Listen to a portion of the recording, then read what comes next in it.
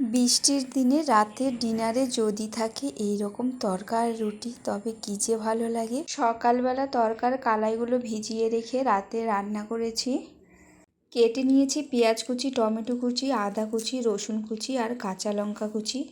ওভেনে কড়াই বসিয়ে সরষের তেল দিয়ে ডিমগুলো হালকা করে ভেজে নিয়েছি।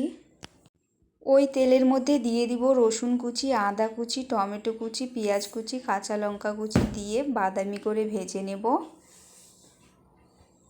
বাদামি করে ভেজে নিয়ে দিয়ে দিব তড়কার কালাই। সবগুলো কালাই দিয়ে তারপর লবণ হলুদ দিয়ে দিব। ভেজে রাখা ডিমগুলো দিয়ে নাড়াচাড়া করে 7 থেকে 8 মিনিটের মতো রান্না করে নিব।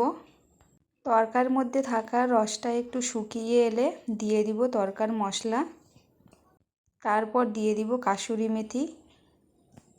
খুব সুন্দর একটা গন্ধ চলে আসবে। তড়কা রেডি হয়ে গেছে। তড়কার সঙ্গে বানিয়েছি রুটি।